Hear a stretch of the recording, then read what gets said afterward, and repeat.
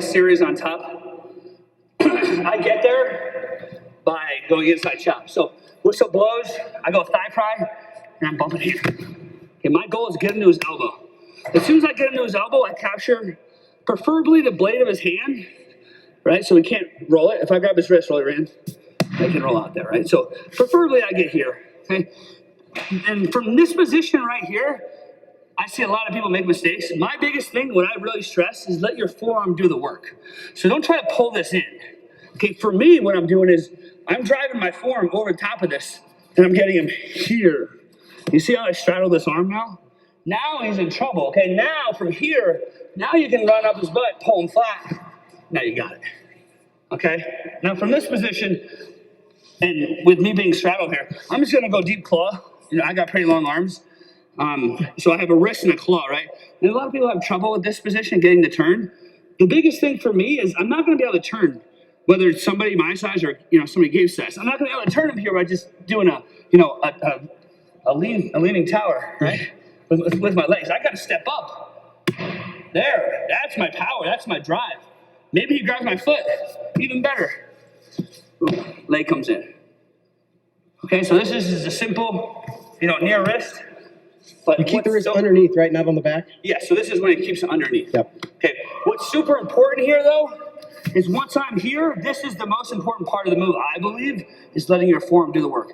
Don't pull this in, because if you pull this in, his chest stays up. Maybe he can sit out, right? Maybe he can defend you here. But as soon as you go here, you bury it.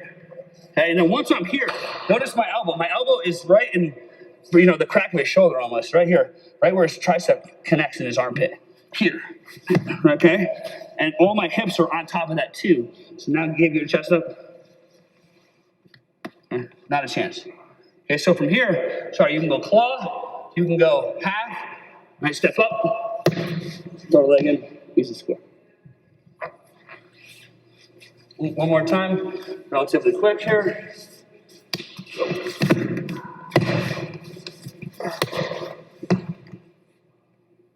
Done. Again, same breakdown, grabbing the blade of the hand, I'm driving over it. My forearm's doing all the work, drive right over it.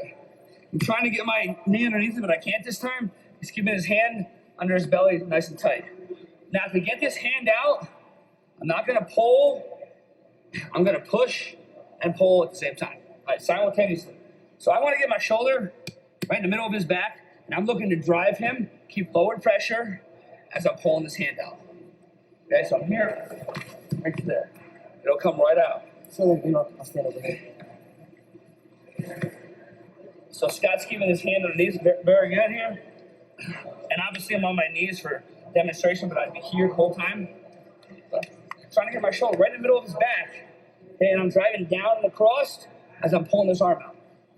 Okay, pulling this arm out, and that's why being on the blade of the hand is so important. Because it's easy to take it out in there. It's tougher from the wrist. It's easier from this blade of this hand. Once I take it out, put it right up here. Okay. Now, I'm just gonna go to my claw. If he's closing this side off, having this grip is important too, so all I gotta do is turn my wrist up. Turn my wrist up, it's super tight on his shoulder, and it's gonna open up this side of the body. Okay, so I call this the throttle. I'm just literally turning my wrist up, turning the throttle, and that's gonna open up this whole side of the body. Get my claw, and what's important, once I get my claw, I'm not gonna try to turn from here. I need to step up. I need to step up, have a post leg. If I step up and he grabs my leg, I don't care. I'm still gonna turn him right here. So that's fine. But usually you're gonna do it so fast, he's not gonna be able to grab your leg. Here. Okay, my elbow's coming right here. Now, I essentially have a crowbar, right, with my elbow. And I'm just gonna lock my hands here, I'm just gonna pull it up. Comes right out, okay? If he does stay in a bit, you're gonna get it to here. Now rip his fingers, okay? Mm-hmm. As soon as this comes out, boom, we're punching this right to the top. Right, perfect. Okay, once we're here, this is where we gotta be careful. Especially in high school, right? As soon as you start doing this stuff here, start bringing it up, ref's gonna call it, right? So what I try to do is, I just try to go elbow to elbow here. Okay, creates good pressure, keeps it down, but it's creating good pressure on his shoulder.